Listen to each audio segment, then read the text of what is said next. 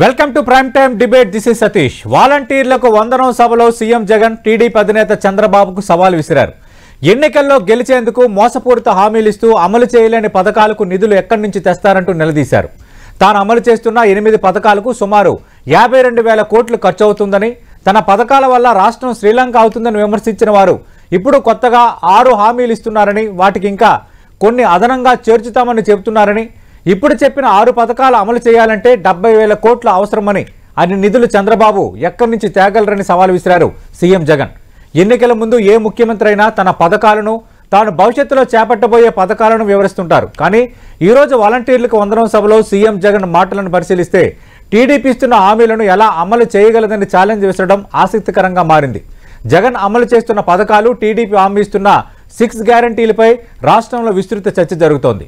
CM Jagan సవాల్ విసిరినట్టు మొత్తం 8+6 అంటే 14 పథకాలకు నిధులు ఎక్కడి నుంచి తెస్తారు? ఏడాదికి 1,26,000 కోట్ల రూపాయలు సంక్షేమం కింద ఖర్చు చేయడం కుదురుతుందా?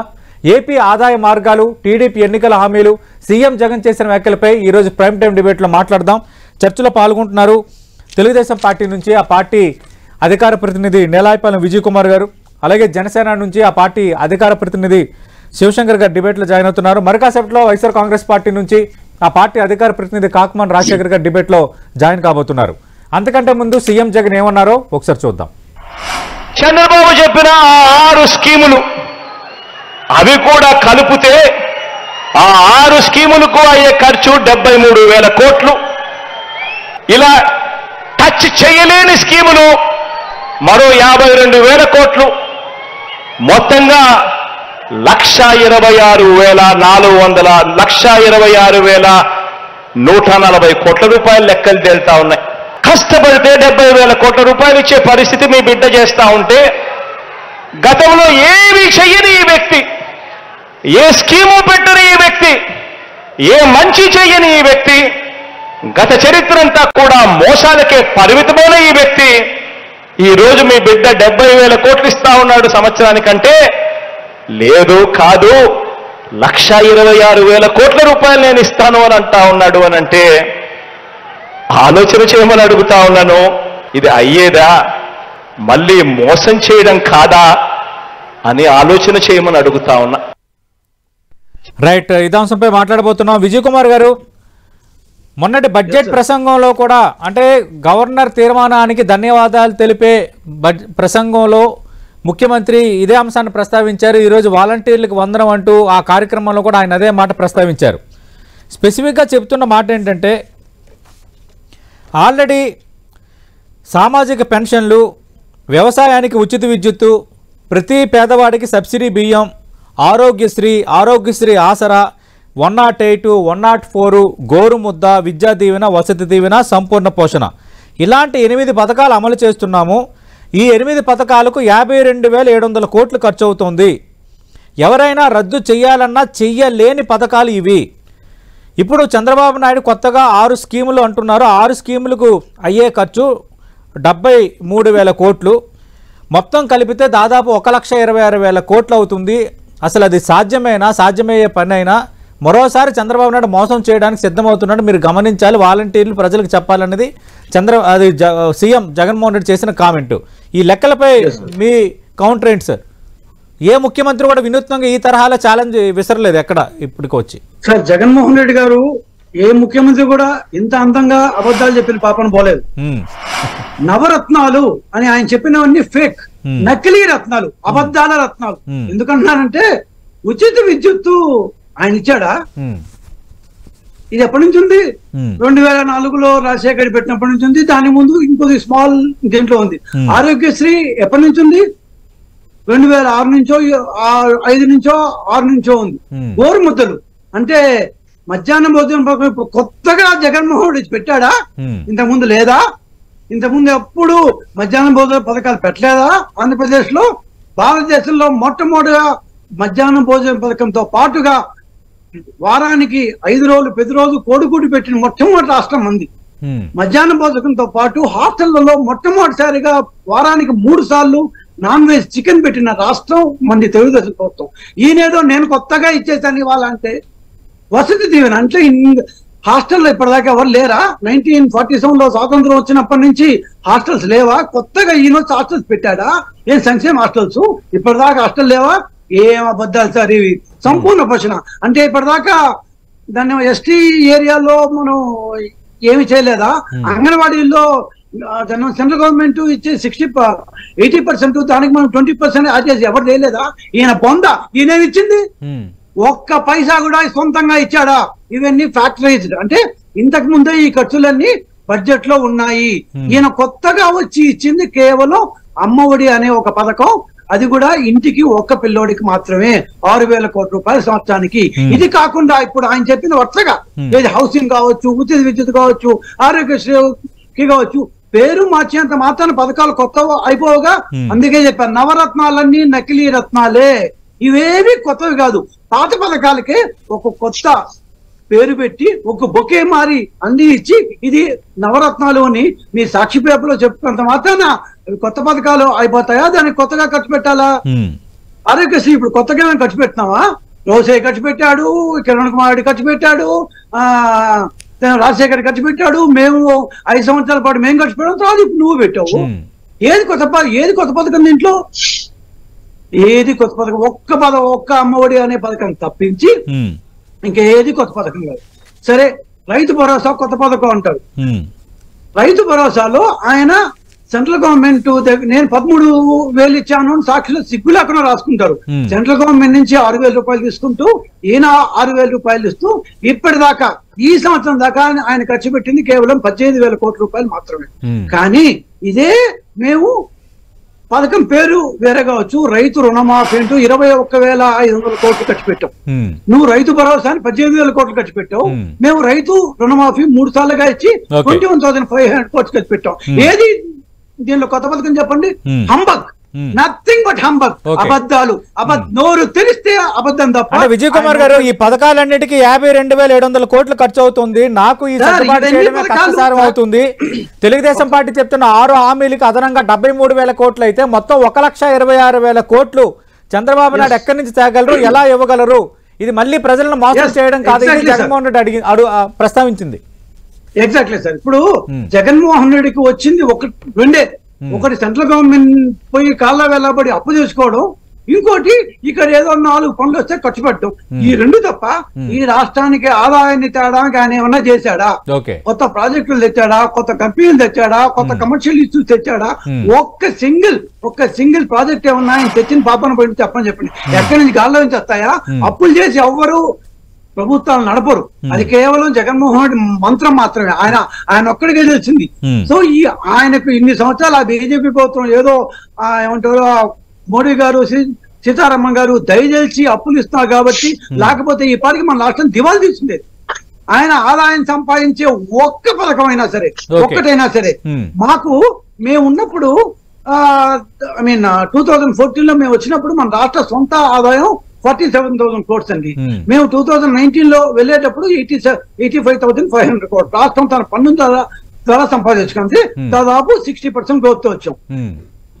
85,000 కోట్ల నుంచి లాస్ట్ ఇయర్, అంటే ఇయర్ ఇంకా పూర్తి కాదు కాబట్టి లాస్ట్ ఇయర్ ఫిగర్ తీసుకుంటాను, 2013 దాకా 1,16,000 కోట్లు. అంటే 85 నుంచి 1,16,000 అంటే 30,000 కోట్లు కష్టపడి పెంచుకున్నారు. మేము 2047 నుంచి 85 వచ్చాం. ఎవరి గ్రోత్ ఎక్కువ? ఏ కంపెనీలు వస్తేనే, లేకపోతే ఏమంటారు జీవనోపాధి కార్యక్రమాలు చేపడితేనే, ఆ యొక్క వేరే చోట నుంచి డబ్బులు వస్తేనే అవి ట్యాక్సుల రూపంలో, ఆర్థిక వ్యవస్థలో తిరిగి మనకు పన్ను రూపంలో వస్తాయి. అంతేగాని పెట్రోల్ రూపంలో, లిక్కర్ రూపంలో మనం పనిచేసి ఏదో మనం చింపేస్తామని అక్కడి నుంచి అప్పులు తెచ్చుకొని రోజుకి ఈ రోజు మన జీతాలు ఇస్తామా లేదా అన్న దీంట్లో ప్రభుత్వాన్ని నడిపిన ఆయన ఎకనామిక్స్ తెలియని ముఖ్యమంత్రి, ఎకనామిక్స్ చదువుకోని ముఖ్యమంత్రి, ఎకనామిక్స్ చదువుకోని ఆర్థిక మంత్రి. చెప్తున్న లెక్కలు తప్పంటారా? 1,26,000 కోట్లు ఎక్కడి నుంచి తెస్తారని అడుగుతున్నారు సార్. గవర్నమెంట్ లో స్టేట్ ఓన్ ఇన్కమ్ ఉంటుంది, సెంట్రల్ గ్రాంట్స్ ఉంటాయి, ప్లస్ మన సెంట్రల్ నుంచి మనకు వచ్చే పన్ను వాటా. ఈ 3 మేజర్ థింగ్. పన్ను వాటా అంటే అది ఎట్లా వస్తుంది? గ్రాంట్స్ ఎట్లా వస్తాయి? నీ ఆదాయం నువ్వేమైనా ఇంప్రూవ్ చేసుకోగలిగావా మిస్టర్ జగన్మోహన్ రెడ్డి గారు? నీ ఆదాయం, నీ పన్ను ఆదాయం ఎందుకు పోలేదు? ఎక్కడ వేసిన గొంగలు అక్కడే ఎందుకు ఉండిపోయింది? నువ్వు సంపాదిస్తే కదా. నువ్వు ఉద్యోగం చేయవు, వ్యాపారం చేయవు, ఏమీ సంపాదించకుండా నా ఇంట్లో ఖర్చు మాత్రం కావాలంటే ఎక్కడి నుంచి వస్తుంది? మీ సంపాదన పరంగా రాష్ట్రంలో పన్నులు పెంచడానికి, పన్నుల యొక్క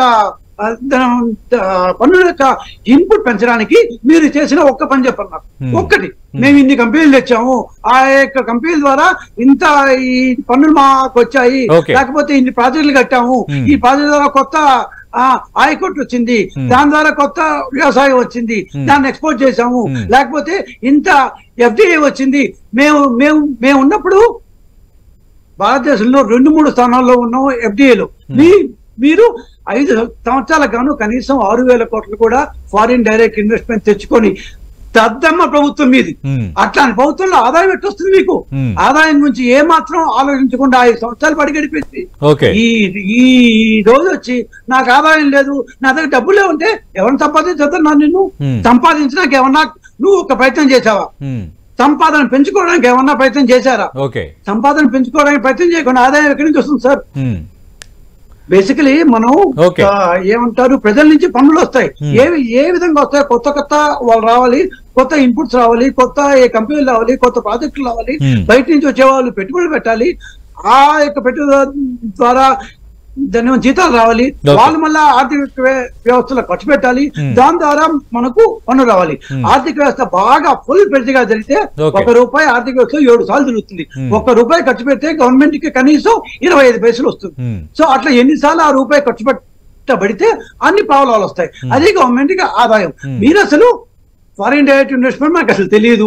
మనం డావోస్ కు పోవు, మనం కంపెనీలతో మాట్లాడము, మనం తాడేపల్లి నుంచి కదలము, మనకు ఆదాయం సంపాదించుకునే అసలు ఆ ఉద్దేశమే లేదు. మనకి ఢిల్లీ పోయావా, సీతారామన్ గారిని కలుసుకున్నావా, అప్పులు తీసుకొచ్చుకున్నావా? ఇదే కదా మీ కాకమాన్ రాజశేఖర్ గారు, ముఖ్యమంత్రికి ఎకనామిక్స్ తెలియవు, అవి నవరత్నాలు కాదు నకిలీ రత్నాలు, ఈ లెక్కలు ఇవన్నీ చెప్పి ప్రజల్ని మిస్లీడ్ చేయడమే. పథకాలకు సంబంధించి 8 పథకాలకు 52,700 కోట్లు ఖర్చు అవుతున్నాయి అంటున్నారు. 8 పథకాలు ఆల్రెడీ ఎగ్జిస్టెన్స్ ఉన్నవే. ఒక అమ్మఒడి మాత్రమే జగన్మోహన్ రెడ్డి తిరిగి అధికారంలోకి వచ్చిన తర్వాత తెచ్చిన ఆ పథకం. రెండోది, మా హామీలకి మేము ఖర్చు పెట్టలేము అంటున్నారు. సంపద సృష్టికి దీనికి సంబంధం ఉంటుంది. తెలుగుదేశం పార్టీ హయాంలో 2014, 2019 అంటే ప్రభుత్వం దిగే టైంకి మేము సంపద సృష్టించడంలో అంటే ఆదాయం రాష్ట్రానికి వచ్చే ఆదాయానికి సంబంధించి మా గ్రోత్ ఎక్కువ, వైఎస్ఆర్ కాంగ్రెస్ పార్టీ ప్రభుత్వం గ్రోత్ ఎక్కువ, మేము చర్చకు సిద్ధం అంటున్నారు విజయ్ కుమార్ గారు.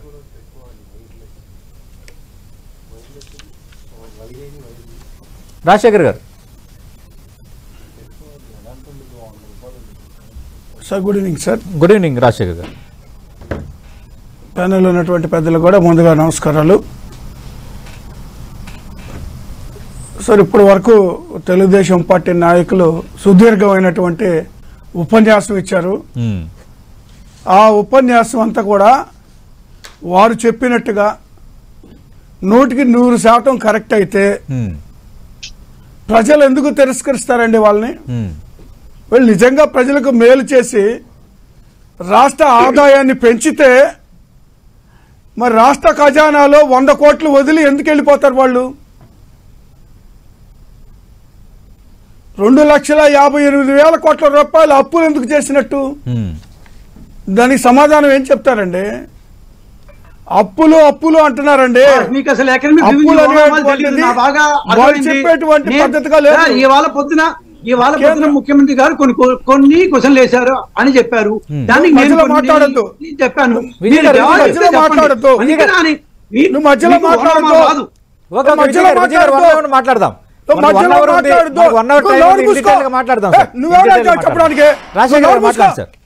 నువ్వేందా మాకు చెప్పేది? రాజశేఖర్ గారు మాట్లాడండి సార్, మాట్లాడండి.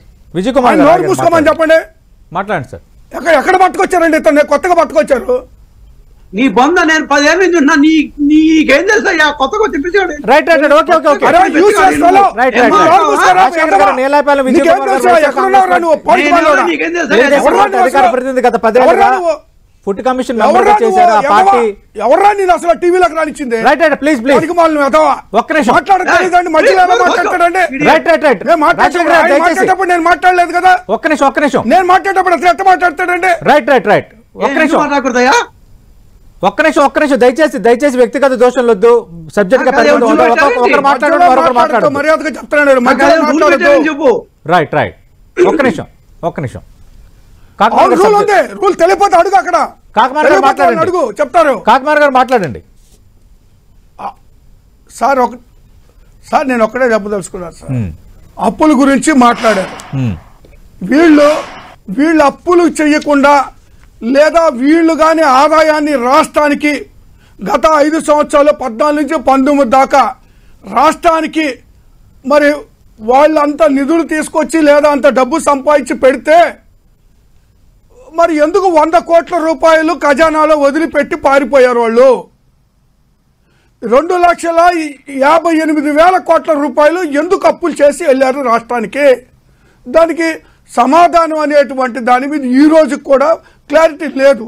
నేను ఎందుకు అడుగుతున్నానంటే వాళ్ళు ఒకళ్ళంతా నిజాయితీగా పనిచేసి అంత రాష్ట్ర అభివృద్ధి కోసం పాటుపడితే ప్రజలు ఎందుకు 23 సీట్లకి వెళ్ళి పరిమితం చేస్తారు?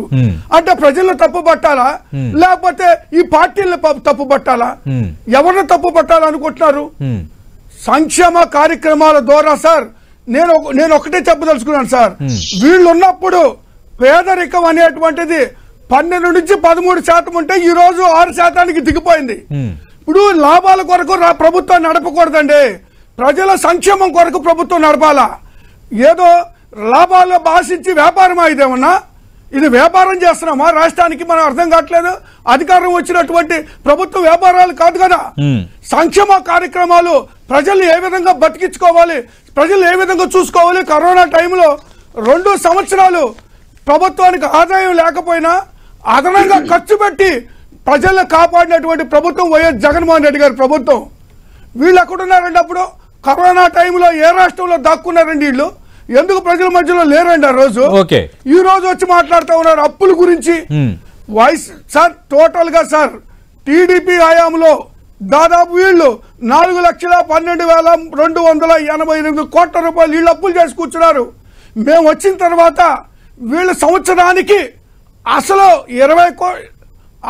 20 కోట్లు కడితే మళ్ళీ వడ్డీలు ఒక 20 కోట్లు కడితే వడ్డీలు కడితే సరిపోయిందండి. 20,000 కోట్ల వడ్డీలు 20,000 కోట్ల రూపాయలు అసలు చెల్లిస్తున్నటువంటిది ప్రభుత్వం. మరి ఇన్ని అప్పులు చేసి ఇన్ని చేసి మా మీద వదిలిపెడితే రైతు రుణమాఫీ అన్నారు. రైతులకి 58,000 కోట్ల రూపాయలు పైన పడి రైతు రుణమాఫీ అన్నారు. ఆ రుణమాఫీ కాస్త 1,20,000 కోట్ల రూపాయలకు పోయింది. వీళ్ళు ఎందుకు చెల్లించలేదండి అంత డబ్బు ఉంటే? ఈ రోజు కొత్తగా ఏదో నమ్మబలికే ప్రయత్నం చేస్తున్నారు. ప్రజలు వీళ్ళ మాటలు విశ్వసించే పరిస్థితి లేదు. సార్ ఎందుకంటే గతంలో 650 హామీలు ఇచ్చారు, నెరవేర్చలేదు. మళ్ళీ ఇప్పుడు ప్రజలను నమ్మించి హామీలు ఇచ్చి ప్రజల్ని మళ్ళీ మోసం చేసేటువంటి ప్రయత్నం చేస్తా ఉన్నారు. ప్రజలు ఆంధ్రప్రదేశ్ ప్రజలు విఘ్నులు గమనిస్తా ఉన్నారు. అరాచకాలు అన్యాయాలు 5 సంవత్సరాలు ప్రజలు గమనిస్తానే ఉన్నారు. శివశంకర్ గారు, మీరు జనసేన అధికార ప్రతినిధిగా ఉన్నారు, ప్రధాన కార్యదర్శిగా ఉన్నారు, పార్టీ పొలిటికల్ అఫైర్స్ కమిటీలో సభ్యుడిగా ఉన్నారు. అంతకుముందు మీరు కమర్షియల్ ట్యాక్స్లో పనిచేశారు కాబట్టి అక్కడ ఉన్నత స్థాయి పదవుల్లో చేశారు కాబట్టి ముఖ్యమంత్రి ఈరోజు ప్రస్తావిస్తున్నది లెక్కల అంశం. మొన్న కూడా గవర్నర్ ప్రసంగానికి ధన్యవాదాలు తెలిపే తీర్మానంలో భాగంగా ముఖ్యమంత్రి ప్రస్తావించిన అంశమే ఈరోజు కూడా వాలంటీర్లకు 100 అంటూ చేసిన కార్యక్రమాలు ఆయన ప్రస్తావిస్తున్నారు. స్పెసిఫిక్గా కొన్ని 8 పథకాలు ప్రస్తావిస్తూ 8 పథకాలు ఎవ్వరు కూడా రద్దు చేయాలన్నా చేయని పథకాలు. దీనికి 52,700 కోట్లు ఖర్చు అవుతున్నాయి. ఆల్రెడీ టీడీపీ అంటే ఇప్పుడు మీరు ఇద్దరు పొత్తులో ఉన్నారు కదా, మీ కూటమి అనుకోండి, అటు 6 స్కీమ్స్కి సంబంధించి 73,000 కోట్లు ఖర్చు అవుతుంది. ఈ రెండు కలిపితే 1,26,000 కోట్లు ఖర్చు. అది ఎక్కడి నుంచి తెస్తారో, ఎలా ఇవ్వగలరు? ఇది మరోసారి ప్రజలను మోసం చేయడానికి ప్రయత్నిస్తున్నారు అన్నది ముఖ్యమంత్రి ప్రధానంగా ప్రస్తావించింది. దీనిపై మీ సమాధానం ఏంటి సార్? సతీష్ గారు నమస్కారం అండి. నమస్తే సార్. చర్చలో పాల్గొంటున్న అన్న రాజశేఖర్ గారికి, విజయ్ కుమార్ గారికి, టెంటివ్ ప్రేక్షకులందరికీ నమస్కారాలు సార్. సతీష్ గారు, ఈ రోజు ముఖ్యమంత్రి గారు మాట్లాడిన మాటలు నాకు కొద్దిగా ఆశ్చర్యాన్ని కలిగించాయి. ఇక్కడ ఆయన ఎవరితో మాట్లాడారు? వాలంటీర్స్ చెప్తున్నారు. వాలంటీర్స్ ఎవరు? వాళ్ళని ఎందుకు అపాయింట్ చేశారు అంటే, గతంలో ఈ ముఖ్యమంత్రి గారు కానీ ప్రభుత్వం చెప్పిన మాటల్ని మనం పరిగణలోకి తీసుకోవాలి. ఏదైతే స్కీమ్స్ ఉన్నాయో అవి ఇళ్ళకి తీసుకెళ్లి ఇవ్వడానికి మాత్రమే అన్నారు. అంటే ఇప్పుడు వాలంటీర్స్ కి ప్రచార కింద వాడడానికి ఉద్దేశం, ఒక కుట్ర మనకి స్పష్టంగా కనిపిస్తుంది. వాలంటీర్స్ కి వందనాలు అని చెప్పి, మీరే నా బ్రాండ్ అంబాసిడర్లు అని చెప్పి, అంటే వాళ్ళని ప్రచారకులుగా వాడాలనే ఉద్దేశంతో 5 సంవత్సరాల క్రితమే ఒక కుట్ర పన్నారన్నది మనకి విదితం అవుతుంది. ఇక రెండవది, 50-60 కోట్లు మేము ఖర్చు పెడుతున్నాము, వాళ్ళకి స్కీమ్కి ఎంత అవుతుంది, వాళ్ళు ఎట్లా చేస్తారు, మళ్ళీ మోసం చేస్తారు. ఇప్పుడు సంక్షేమ కార్యక్రమాలు అనేవి ముఖ్యమంత్రి వైఎస్ జగన్మోహన్ రెడ్డి గారు అధికారంలోకి వచ్చినాకే అమలు చేసేటట్టు మాట్లాడుతున్నారు. అది కరెక్ట్ కాదు. సంక్షేమ కార్యక్రమాలు స్వాతంత్రం వచ్చి నుంచి కూడా ప్రతి ప్రభుత్వము అది అమలు చేస్తూనే ఉన్నాయి. అమలు చెయ్యాలి, బాధ్యత. రాజ్యాంగ ఆదేశిక సూత్రాల్లో ఇవన్నీ ఆలోచించే ఆ రోజు బాబాసాహెబ్ అంబేద్కర్ గారు డైరెక్టివ్ ప్రిన్సిపల్స్ ఆఫ్ స్టేట్ పాలసీలో పెట్టారు చాలా అంశాలు. ఏ రాష్ట్ర ప్రభుత్వం వచ్చినా సరే అది చెయ్యాలి. ఇక మీరు ఎలా చేస్తారు అనే ప్రశ్నకి ఆ ప్రశ్న అర్థం లేదు. అంటే నేను ఒక్కడనే చేయగలుగుతాను, ఇంకెవ్వరూ చేయలేరు. అంటే ఇది ఎలా ఉంది అంటే, నా కోడి కూస్తేనే తెల్లారుతుంది, ఇంకే కోడి కూసినా తెల్లారదు అని మనకి ఉత్తరాంధ్రలో. అంటే జగన్మోహన్ రెడ్డి గారి సంక్షేమ పథకాలకి శిల్పి, రూపకర్త, అమలు చేసే సమర్థత ఉన్నారు అనుకోవడం అన్నది, వాళ్ళు ఎంత భ్రమల్లో ఉన్నారో నాకు అర్థం కావట్లేదు. బ్రహ్మాండంగా చేయొచ్చు. అడ్మినిస్ట్రేషన్ అన్నది సతీష్ గారు 3-fold స్ట్రాటజీ ఉంటుంది. ఒకటి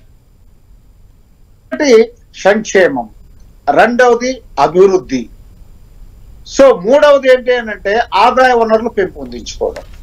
ఈ ప్రభుత్వము ఒక సంక్షేమం వైపే టిల్ట్ అయింది, మొత్తం ఒగిపోయింది సంక్షేమం వైపు. ఈ ఆదాయ వనరులు పెంచుకునే బాధ్యత కానీ అభివృద్ధి కానీ అటువైపు చూడాలి. ఈ రోజు టాక్సేషన్ లో మీరు నాకు బాగా గుర్తు చేశారు సతీష్ గారు. ఈ రోజు జిఎస్టీలో ఎవేజన్ ఎంత ఉన్నదంటే ఈ రాష్ట్రంలో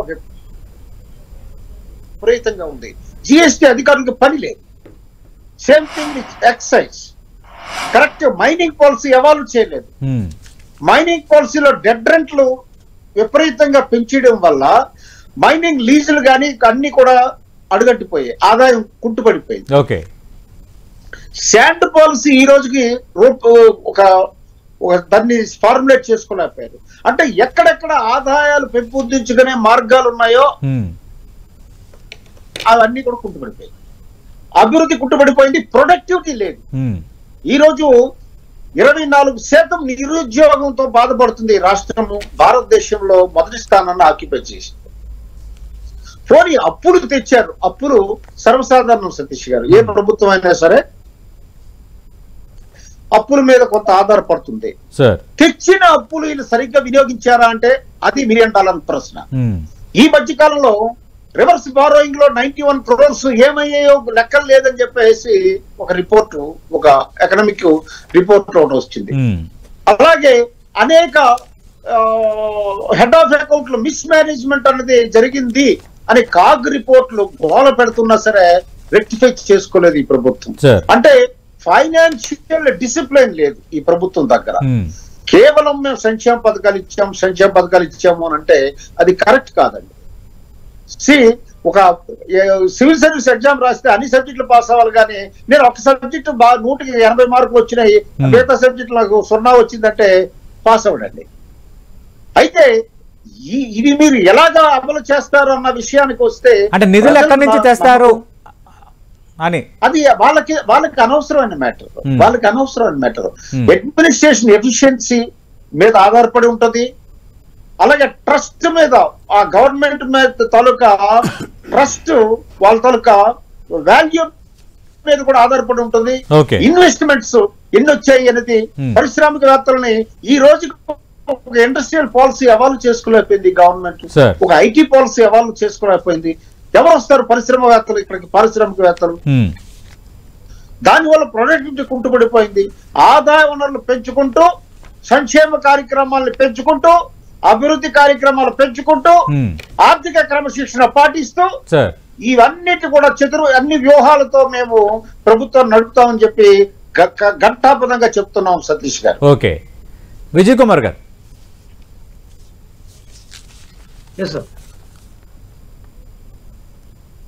హలో విజయ్ కుమార్ గారు, కాకమన్ రాజశేఖర్ గారు స్పందన చూశారు. అంటే ప్రధానంగా మేము వెల్ఫేర్ ఖర్చు పెట్టామన్నది ఒకటి, రెండోది ముఖ్యమంత్రి కానీ మంత్రులు కానీ ఎక్కువగా చెప్పే మాట ఏంటంటే అప్పులు చేసిన మాట వాస్తవమే, కానీ ఆ అప్పులని సద్వినియోగపరిచాము, సంక్షేమానికే ఖర్చు పెట్టామనేది వాళ్ళు చెప్పే మాట రెండోది. మూడోది, ఈరోజు ముఖ్యమంత్రి మరికొన్ని అంశాలు చెప్పారు. డైరెక్ట్ బెనిఫిషియరీ ట్రాన్స్ఫర్ కింద 2,55,000 కోట్లు లబ్ధిదారులకు కొన్ని కుటుంబాలకు అందజేశాము. అలాగే నాన్ డీబీటీ అంటే నాన్ డైరెక్ట్ బెనిఫిషియరీ ట్రాన్స్ఫర్ కింద దాదాపు 1,00,000 కోట్లు ఖర్చు పెట్టాము. అంటే 3,55,000 కోట్ల రూపాయలు ప్రజా సంక్షేమానికి మేము ఖర్చు పెట్టాము. ఇది ముఖ్యమంత్రి చెప్పిన లెక్కలు. సార్ 2,61,000 కోట్లు ఖర్చు పెట్టామని మన ట్యాబులు ఇస్తున్నప్పుడు కూడా చెప్పారు. కానీ ముఖ్యమంత్రి గారు దాచిపెట్టిన అబద్ధం ఏంటంటే సార్ కుడి చేత్తో 2,61,000 కోట్ల రూపాయలు డీబీటీ ఇచ్చిన మాట వాస్తవం ఇవ్వచ్చు, అందరూ చేరుండొచ్చు తిరగకపోవచ్చు, మొత్తం మీద ఇచ్చామని చెప్తున్నారు. ఆయన మాట నేను నమ్ముతా. కానీ ముఖ్యమంత్రి పేదల దగ్గర దాచింది ఏంటంటే ఈ 5 సంవత్సరాల్లో 1,26,000 కోట్ల రూపాయలు కేవలం మద్యం దగ్గర నుంచే గవర్నమెంట్ సంపాదించింది. నేను చెప్పట్లేదు సార్, ట్యాగ్ రిపోర్ట్ ఒక్కసారి తీస్తే మనకు కనిపిస్తుంది. యాడ్ చేసుకుంటే 5 సంవత్సరాలు యాడ్ చేసుకుంటే తెలుస్తుంది. 1,26,000 కోట్ల రూపాయలు పేద ప్రజల రక్తం దాగారు.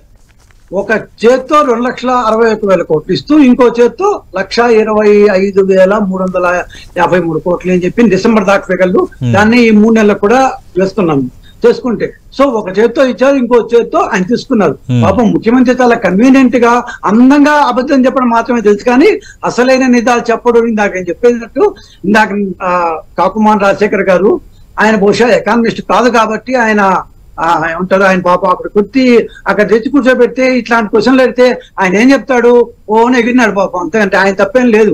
నేను ఆయన ఏం తప్పట్టు, ఎందుకంటే ఈ సంవత్సరం అంటే గడుస్తున్న సంవత్సరంలో సెంట్రల్ గవర్నమెంట్ మనకి ఇచ్చిన అప్పు లిమిట్ 30,275 కోట్ల రూపాయలు మాత్రమే.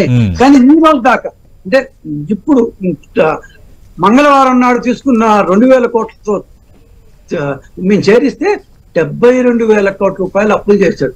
పాప ఆయనకి రాజశేఖర్ గారికి తెలియదేమో, అప్పులు ఎట్లంటే చేయలేరు, వడ్డీలు కట్టే దాని ప్రకారమే ఉంటాయి. కానీ ఈ పర్టికులర్ 5 సంవత్సరాలు మాత్రమే, ఈ సంవత్సరం తీసుకుంటే కూడా మీరు ఇంత అప్పు ఎట్లా చేశారు, ఎవరు కాళ్ళు పట్టుకున్నారో ఎవరు చేతులు పట్టుకున్నారో. సో మీరు అప్పుల కోసం ఇంత కష్టపడుతున్నారు కదా, మేము చెప్తున్నాం ఆదాయం కోసం ఏం చేశారు. ఆదాయం వస్తేనే కదండి, నేను జీతం సంపాదించుకుంటేనే కదా నేను ఏమంటారు ఇంట్లో దాని నోట్లో 4,000 పోయేది. ఎంతసేపటికి ఆదాయ సముపార్జనలో ఏ మాత్రం శ్రద్ధ చూపకుండా పెట్రోల్ మీద పిచ్చ ట్యాక్సులు పెంచేశారు. 33% దేశంలో కొంత హైయెస్ట్. ఆ మాట ఎందుకు చెప్పారు ఆయన?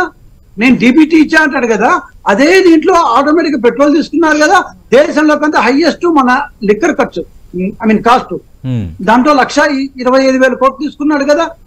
శాండ్ ఎక్కడా లేనంత కాస్ట్ ఉంటుంది, మైన్లు ఎక్కడ పడితే ఇక్కడ.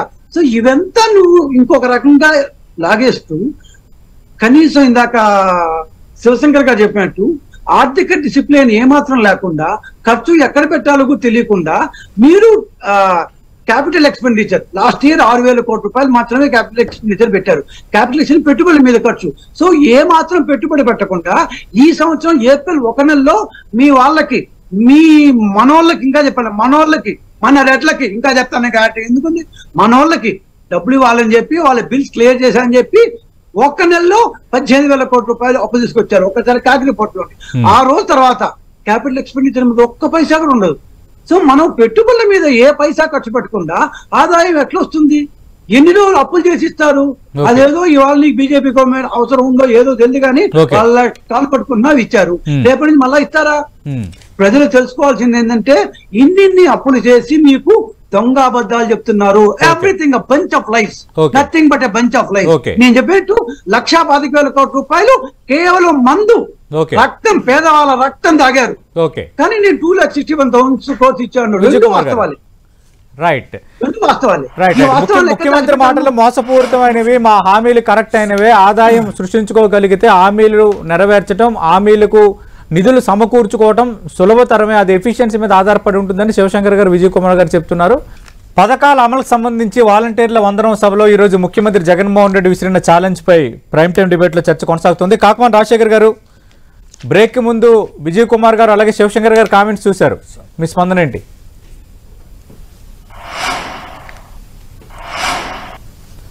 సార్, ఇక్కడ సతీష్ గారు సార్ ఒక విషయాన్ని ముందు నేను చాలా స్పష్టంగా క్లారిటీగా మీకు చెప్పదలుచుకున్నాను సార్. ఏంటంటే అది ఇప్పుడు ఇంత ఖర్చు పెట్టారు, ఇన్ని అప్పులు చేశారు అనేటువంటి మాట పదే పదే వస్తుంది. కేవలం అప్పుల మీదే వస్తుంది, ఆదాయము రావడలేదు, అప్పులు మాత్రం పెరుగుతున్నాయి అనే మాట తప్పితే వేరేది లేదు మాట్లాడుతున్నారు సార్. నేను ఒక్కటే చెప్పదలుచుకోండి సార్, ఇప్పుడు పేదరిక నిర్మూలనకు వెలకట్టలేము సార్. లెక్కలు వేసుకోవడం కూడా సరైన పద్ధతి కాదు అది. ఎందుకంటే కరోనా టైంలో 2 సంవత్సరాలు మనం చూసాం. ఆ రోజు పేదవాళ్ళని మరి ముఖ్యంగా బ్రతికించుకోవాల్సినటువంటి అవసరత ఆ రోజు చాలా స్పష్టంగా ఉంది. ఆ రోజు ప్రభుత్వము అదనంగా ఖర్చు చేయాల్సినటువంటి పరిస్థితులు ఉన్నాయి, ఆదాయము లేనటువంటి పరిస్థితులు ఉన్నాయి. దాన్ని ఎలా వెలకట్టగలుగుతాం సార్? దాన్ని అప్పుగా మరి ఎలా తీసుకోగలుగుతాము? మనం ఏ విధంగా మాట్లాడగలుగుతామో చెప్పమానండి. ఇప్పుడు ఇది పేదల ప్రభుత్వం సార్, ఇది పెట్టుబడిదారుల ప్రభుత్వం కాదు. ఇది వాళ్ళలాగా పెట్టుబడిదారుల ప్రభుత్వాన్ని గత 5 సంవత్సరాలు చూసాం. ఇది పేదల ప్రభుత్వం, అది గమనించాలని కోరుతున్నా. ఎన్ని అప్పులైనా సరే, ఎంత దూరం పోయినైనా సరే, పేదరికాన్ని ఈ రాష్ట్రంలో నిర్మూలించాలనేటువంటి ఆలోచనతోటి ఈ రోజు ప్రభుత్వం పనిచేస్తా ఉంది సార్. అంటే కాకమాన్ రాజశేఖర్ గారు గుర్తుపెట్టుకోవాలని నేను ఖచ్చితంగా పేదరిక నిర్మూలన, వీళ్ళొకటే బడుగు బలహీన వర్గాలకి సంక్షేమ కార్యక్రమాలు అందించడం అనేది ఖచ్చితంగా దాన్ని ఎవరైనా వెల్కమ్ చేస్తారు, అది చేయాలి కూడా. ఇందాక శివశంకర్ గారు కూడా ప్రస్తావించారు, ఖచ్చితంగా ప్రభుత్వం విధి అన్నారు, మీరు చేస్తున్నారు కాదనటం లేదు. ఆదాయ మార్గాలు ఉన్న ఆదాయాన్ని పెంచుకోవడంలో విఫలమవుతున్నారు. నిజంగా అవి పెంచుకోగలిగితే ఈ అప్పుల సమస్య ఎందుకు తలెత్తుతుంది? అప్పులు తెచ్చి సంక్షేమానికి పెట్టడం అన్న అంశమే మేము ప్రస్తావిస్తున్నాం, సంక్షేమం వద్దని ఎక్కడా చెప్పడం లేదని టీడీపీ జనసేన 2 అంటున్నాయి. ఆదాయ మార్గాలు ఉన్న అనుకున్నంత రీతిలో ఆదాయాన్ని ఎందుకు సృష్టించలేకపోతున్నారు? ఇది ఆ 2 పార్టీలు ప్రధానంగా ఇందాక ప్రస్తావించినవి సార్. ఇప్పుడు సార్ ఖచ్చితంగా వస్తాయి సార్. ఇప్పుడు గత 5 సంవత్సరాల్లో ఏం చేశారు సార్? అప్పుడు జనసేన పార్టీ కూడా అధికారంలో ఉంది కదా, జనసేన ఉంది, బీజేపీ ఉంది, తెలుగుదేశం పార్టీ ఉంది కదా అధికారంలో. 4 ఏళ్ళు వీళ్ళంతా కలిసి ఉన్నారు కదా సార్. వీళ్ళు చేసిన అభివృద్ధి ఏంటి చెప్పమానండి? ఈ రాష్ట్రానికి సార్ నేను ఒకటే చెప్తున్నాను సార్, ఈ రాష్ట్రానికి ఏమన్నా పోర్టులు తీసుకొచ్చారా, లేదా ఫిషింగ్ హార్బర్లు తీసుకొచ్చారా? మేము అధికారంలోకి వచ్చిన తర్వాత 4 పోర్టులు, 10 ఫిషింగ్ హార్బర్స్ వచ్చినాయి. వీళ్ళు ఏమైనా తేగలిగారా? లేదా మెడికల్ కాలేజీ 17 మెడికల్ కాలేజీలు మేము తీసుకొచ్చాం, ఒక్క మెడికల్ కాలేజ్ అన్నా వీళ్ళు తేగలిగారా? లేదా సచివాలయాలు అభివృద్ధి అంటే ఇంకేం సార్? అభివృద్ధి అంటే పెద్ద పెద్ద బిల్డింగులు కట్టడమా? బిల్డింగులు కట్టడం కాదు కదా సార్. అభివృద్ధి అనేటువంటిది ఏంటి? గ్రామ స్థాయి నుంచి ఎప్పుడైతే మనం అభివృద్ధి చెందుతామో దాన్ని అభివృద్ధికి తీసుకోవాలా. కేవలం ఏదో బిల్డింగులు కట్టి అభివృద్ధి చేసామంటే ఎలాగ సార్? గ్రామ సచివాలయాలు సార్ 15,004 గ్రామ సచివాలయాలు కట్టినట్టు పరిస్థితులు ఉన్నాయి. రైతు భరోసా కేంద్రాలు 10,778 రైతు భరోసా కేంద్రాలు. మరి ఏంటి ఇళ్ల పట్టాలు 35 లక్షల మందికి ఇచ్చి 22 లక్షలు ఇల్లు కట్టించాం. ఏమనాలి చెప్పమనండి వాళ్ళని? చూడండి, ఈవెన్ ప్రభుత్వ పాఠశాలలు చూడండి, అవసాన దశలో ఉన్నటువంటి పాఠశాలలో దాదాపు 45,000 ప్రభుత్వ పాఠశాలలు అంత ఖర్చు పెట్టి మరి చేయడం జరిగింది. అది అభివృద్ధి కాదా? అది నాకు అర్థం కావట్లేదు. అభివృద్ధి నీకు ఏ విధంగా చూడాలనుకుంటున్నారు వాళ్ళు? బిల్డింగ్లో చూడాలనుకుంటున్నారా? ఇప్పుడు మద్యం డబ్బు అంటారు సార్. ఈ మద్యం డబ్బు అనేటువంటిది మరి వాళ్ళు అధికారంలో ఉన్నప్పుడు మద్యం డబ్బులు రాలేదా అండి? మద్యం అనేటువంటిది మేము వచ్చినప్పుడు కొత్తగా పెట్టామండి అమ్మకాన్ని. ఏమన్నా వాళ్ళు చేస్తున్నటువంటి మద్య వ్యాపారాల్ని, బెల్ట్ షాపులు ఇంకా మేము రద్దు చేసుకుంటా వచ్చాం. మేము ఇప్పుడు వాళ్ళు దాన్ని అదొక సాగ్గా మాట్లాడడం అనేటువంటి సరైన పద్ధతి కాదు. ఈరోజు కేంద్రమే అప్పులతో ఉందండి, కేంద్రం కూడా అప్పులతో లేని రాష్ట్రం ఒక్కటి చూపించమనండి, అప్పులు లేని రాష్ట్రం ఏదో చూపించమనండి. ఏది ఏమైనా FRBM పరిధిలోనే మేము చేసేటువంటి అప్పులు ఉన్నాయటువంటి మాట వాస్తవం. వీళ్ళు అధికారంలో నుంచి దిగిపోతున్నప్పుడు 60,000 కోట్ల రూపాయలు కేవలం ఒక కాంట్రాక్టర్లకే అప్పులు చేసిపోయారు సార్. ఎవరు తీరుస్తున్నారు? ఎందుకు అప్పులు చేశారో చెప్పమనండి. కాంట్రాక్టులకి వీళ్ళు కాంట్రాక్టర్ల దగ్గర పర్సంటేజీలు తీసుకొని మరి వీళ్ళకి బిల్లులు చెల్లించకుండా పోయినటువంటి పరిస్థితులు ఉన్నాయి. కాబట్టి ఒక్కటి సార్, అప్పులు తీర్చుకోగలం కానీ పోయిన ప్రాణాలను కాపాడుకోలేవు సార్. పేదవాడిని బ్రతికించడానికి ఎన్ని అప్పులు చేయడానికైనా ప్రభుత్వం వెనకాడదు. ఇది పేదల పార్టీ, పేదల పక్షాన పనిచేస్తున్నటువంటి పార్టీ అని నేను చాలా స్పష్టంగా చెప్పదలుచుకున్నాను సార్. నేను ఈ రోజు రేపు 13 లక్షల కోట్ల రూపాయలు మరి కంపెనీలు వస్తున్నాయి, పెట్టుబడులు వస్తున్నాయి, ఉద్యోగ అవకాశాలు వస్తున్నాయి. ఖచ్చితంగా రాబోయే రోజుల్లో, రాబోయే 5 సంవత్సరాల్లో ఇవన్నీ ఎస్టాబ్లిష్ అవుతాయి. మరి ఆ రోజు ఖచ్చితంగా మనకు రావాల్సినటువంటి డబ్బు మన అప్పులు పూర్తి స్థాయిలో తీరిపోయే అవకాశం ఉంది. అంతే అప్పుల కోసం అని చెప్పేసి మనం సంక్షేమ కార్యక్రమాల్ని మేము ఆపలేం కదా సార్. ఒక్క పైసా తీసుకున్న ప్రతి పైసా వాళ్ళు చేసిన వాలంటీర్లకు వందనం సభలో ముఖ్యమంత్రి జగన్మోహన్ రెడ్డి మరో వ్యాఖ్య చేశారు, నేరుగా అకౌంట్లోకి మరో వ్యాఖ్య చేశారు. ఒకవేళ చంద్రబాబు నాయుడు గనక ఓటు వేస్తే ఇప్పుడు అమలవుతున్న పథకాల రద్దుకు ఆమోదయోగ్యం తెలిపినట్టు అంటూ ఆయన ఒక కామెంట్ చేశారు. ఆయన ఏమన్నారు ఒకసారి చూద్దాం. PCR బాబుకు ఓటు వేయడము అనంటే ఈ సంక్షేమ అభివృద్ధి పథకాలన్నింటినీ కూడా రద్దు చేయండి అని మీకు మీరే ఆమోదం తెలపడమే అని ప్రతి ఇంటికి వెళ్ళి చెప్పండి. శివశంకర్ గారు ఈ కామెంట్ పై మీ స్పందన ఏంటి సార్? అంటే ప్రతి ఇంటికి వెళ్ళి పార్టీ తరపున ప్రచారం చేయమని సాక్షాత్ ముఖ్యమంత్రి గారే చెప్తున్నారు సతీష్ గారు. అంటే పార్టీ ప్రచారానికి వాళ్ళకి డబ్బులు ఆంధ్రప్రదేశ్ ఇచ్చి 1,000 కోట్లు వెచ్చించిన ఏకైక ముఖ్యమంత్రి భారతదేశంలో వాలంటీర్ల పేరిట ఒక జగన్మోహన్ రెడ్డి గారికి ఆ క్రెడిట్ దక్కుతుంది. సంక్షేమ పథకాలు ఉండవు అని చెప్పండి అని అనడానికి ఆయనకు అర్హత లేదండి, హక్కు అంతకంటే లేదు. సంక్షేమ పథకాలు ఎవరు ఏ ప్రభుత్వం ఉన్నా సరే చేయవలసిందే 10 సార్లు చెప్తున్నా. రెండవది, ఇందాక రాజశేఖర్ అన్న ఒక మాట అన్నారు, జనసేన బీజేపీ అధికారంలో ఉంది కదండి 5 సంవత్సరాలు. జనసేన ఎప్పుడు ప్రత్యక్షంగా గాని పరోక్షంగా గాని అధికారంలో పాలు పంచుకోలేదన్న. కేవలం ఆ రోజు పరిస్థితుల దృష్ట్యా అనుభవజ్ఞుడైన ముఖ్యమంత్రి రాష్ట్రానికి ఉండాలి, విడిపోయిందని చెప్పి మా అధ్యక్షులు మద్దతు తెలిపారు. మేము ఎప్పుడు అధికారంలో పాలు పంచుకోలేదన్న జనసేన. ఇక రెండవది, ఈ మధ్యనే కాగ్ రిపోర్ట్ ఇచ్చింది సతీష్ గారు. ఈ ప్రభుత్వం ఎంత అధ్వానంగా నడిపింది అని అంటే 365 రోజులు సంవత్సరానికి ఉంటాయి కదండి సతీష్ గారు, 341 రోజులు అప్పు మీద నడిచిందండి. 152 రోజులు ఓవర్ డ్రాఫ్ట్ మీద నడిచిందండి ఆర్థిక పరిస్థితి. వీటికి 1,000 కోట్లు వడ్డీ చెల్లించిందండి అపరాధ రుసుము. అలాగే FRBM ప్రకారమే మేము వాడామని చెప్తున్నారు, అది కాదండి. FRBM RBIకి తెలియకుండా కార్పొరేషన్ల ద్వారా ప్రభుత్వ ఆస్తులు గ్యారంటీ ఇచ్చి వీళ్ళు ఫ్యూచర్ లిక్కర్ సేల్స్ మీద కూడా దొడ్డిదారిన అప్పులు తెచ్చారండి. ఈ రోజు ఆంధ్రప్రదేశ్ దివాలా తీయడానికి వీళ్ళ తరకు ఆర్థిక క్రమశిక్షణ లేని పరిపాలన,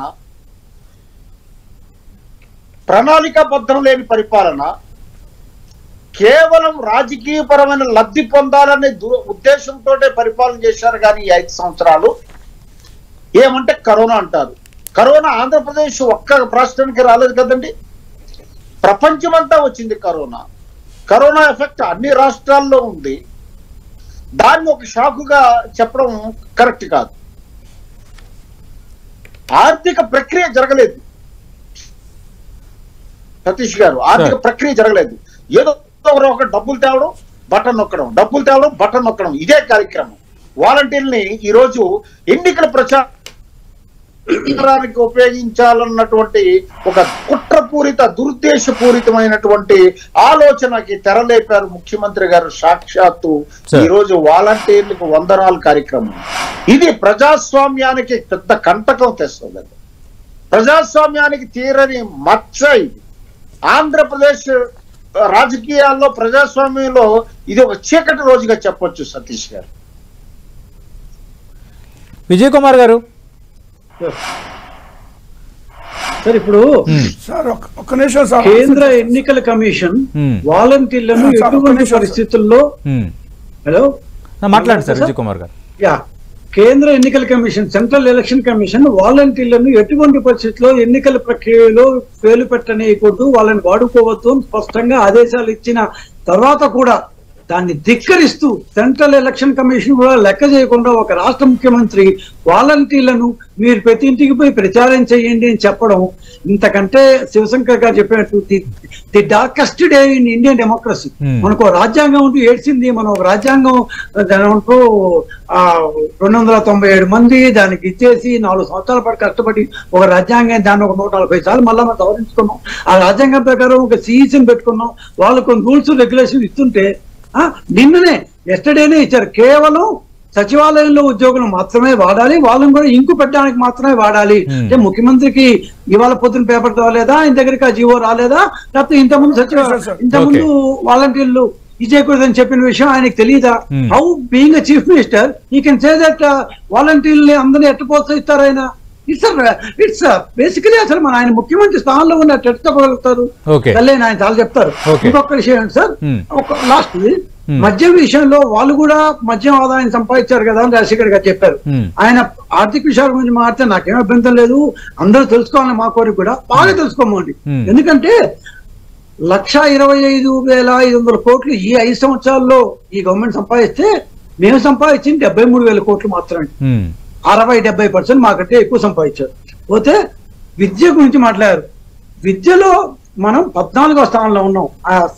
రాజశేఖర్ గారు తెలుసుకోవాల్సిందంటే మొన్న మార్నింగే మా ఆఫీస్ ప్రెస్ మీట్ కూడా పెట్టాను నేను. గత 5 సంవత్సరాల్లో గత 3 సంవత్సరాల్లో 2021-22లో 44 lakh స్టూడెంట్స్ ఉంటే ఈ రోజు గవర్నమెంట్ లో ఈ విద్యా సంవత్సరంలో 38 లక్షలు మాత్రమే. 4 లక్షల మంది విద్యార్థులు గవర్నమెంట్ నుంచి బయటికి వెళ్ళిపోయారు. 4,714 పాఠశాలను మూసేశారు. 2,700 ఎయిడెడ్ పాఠశాలలు ఉంటే ఇవాళ 791 ఉన్నాయి. దాంట్లో 1,95,000 మంది ఉండేవాళ్ళు, ఇప్పుడు 93,000 మంది. మీరు నాడు నేడు అన్నారు, 50,000 కోట్లు ఖర్చు పెట్టామన్నారు, 15,000 పాఠశాలలు ఫేజ్ 1లో పూర్తి చేసామన్నారు. ఇన్ని చేసిన తర్వాత కూడా 4.5 లక్షల మంది విద్యార్థులు ప్రైవేట్ కలిపారు. 29 lakhs ఉన్న ప్రైవేట్ రంగం, ఈ ప్రైవేట్ పాఠశాల ఏదో 34 lakhs ఉన్నాయి. ఇదంతా నేను చెప్పింది కాదు సార్, వాళ్ళ పాఠశాల కమిషన్, పాఠశాల విద్యాశాఖ వెబ్సైట్లు పోతే ఇవన్నీ. కాకమాన్ గారు సార్ ఇప్పుడు మన శివశంకర్ గారు పదే అన్నారు, ఈ సంక్షేమ కార్యక్రమాలు అనేటువంటిది చట్టం కల్పించింది, రాజ్యాంగం కల్పించింది అన్నారు. సంతోషం, కరెక్ట్నే కాదంటలా. మరి గత 5 సంవత్సరాలు వీళ్ళు ఎందుకు చేయలేకపోయారు ఈ సంక్షేమ కార్యక్రమాలు? రాజ్యాంగం అప్పుడు కల్పించలేదా? మేము వచ్చిన తర్వాత కల్పించిందా రాజ్యాంగం? అదొక పాయింట్. సరే, అది తీసేయండి. తర్వాత నేను ఇప్పుడు ప్రతిసారి అప్పులు చేశారు అన్నారు. ఈ దేశంలో అప్పు లేని రాష్ట్రం ఏదో చెప్పమనండి. అప్పులు లేకుండా ఎన్ని రాష్ట్రాల్లో అప్పులు ఉన్నాయో ఒక్కసారి చుట్టూ చూసుకోమనండి. మన చుట్టుపక్కల దూరం బాబా లేదు, మన చుట్టుపక్కల చూసుకోమనండి. అప్పులు చేయడం కాదండి, వాళ్ళు కూడా చేశారు అప్పులు. కానీ మేము చేసిన అప్పులు ప్రతి పైసా కూడా ప్రజల సంక్షేమం కొరకు వాడాము. ఎక్కడ అవినీతికి తావు లేకుండా వాడాము. కానీ వాళ్ళు ఏం చేశారు? జన్మభూమి కమిటీల ద్వారా చేసిన ప్రతి అప్పు కూడా వాడి జేబులు నింపుకున్నారు. అది తేడా, ఇంకేం లేదు సార్. వాళ్ళు చేసిన వాటికి మేము చేసిన అప్పుడికి. ఇప్పుడు ఇంకోటి వచ్చి రాజకీయ లబ్ధి కోసం మరి ఈరోజు మేము ఈ యొక్క కార్యక్రమాలు చేస్తాం. కాదండి, రాజకీయ లబ్ధి కాదు, పేదల సంక్షేమం కోసం ఈ రోజు ప్రభుత్వం ఈ యొక్క కార్యక్రమాలు చేపడతా ఉందండి. తర్వాత ఎన్నికలకు వాడుతున్నారు వాలంటీర్లని అంటారు. ఎన్నికల్లో ఎక్కడ వాడుతున్నామండి? ఈ రోజు ఎన్నికల ప్రచారానికి వాడుతున్నారు, ఇంటింటికి వెళ్ళి చెప్పమంటున్నారు. ఇది కరెక్ట్ కాదని విజయ్ కుమార్ గారు, శివశంకర్ గారు ప్రశ్నించింది. కోడ్ వచ్చి ఎన్నికల కోడ్ వచ్చిన తర్వాత ఇంకా ఎన్నైనా మాట్లాడచ్చు సార్. ఇది కాదు.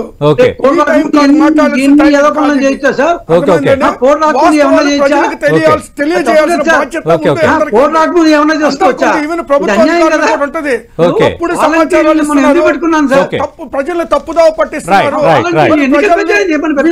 తప్పుదావ పట్టిస్తున్న సందర్భాన్ని ప్రజలకు వాస్తవం వాలంటీర్ల మీద విషయం చెప్పడం అనేది మానుకోవాలి. విజయ్ కుమార్ గారు, థ్యాంక్ యూ. రాజశేఖర్ గారు, ఇది ముఖ్యమంత్రి విసిరిన ఛాలెంజ్ పై 10TV ప్రైమ్ టైం డిబేట్. ఖచ్చితంగా ఆదాయాన్ని సృష్టించుకోవచ్చు.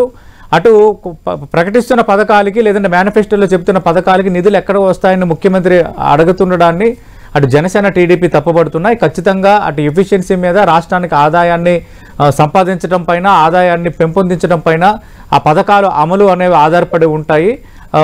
ముఖ్యమంత్రి ఎకనామిక్స్ తెలియకుండా మాట్లాడుతున్నారని అటు టీడీపీ, జనసేన ఆరోపిస్తున్నాయి. ముఖ్యమంత్రి విసిరిన సవాలు సహేతుకమైన సవాలు. నిజంగా పథకాలకు ఇంతే ఖర్చు అవుతుంది, చేసిన అప్పుల్లో ప్రతి పైసా పేదల సంక్షేమానికి ఖర్చు పెడుతున్నామని అధికార వైఎస్ఆర్ కాంగ్రెస్ పార్టీ చెప్తోంది. చూద్దాం మరి దీన్ని ప్రజలు రేపొద్దున ఎట్లా రిసీవ్ చేసుకుంటారు. ఇది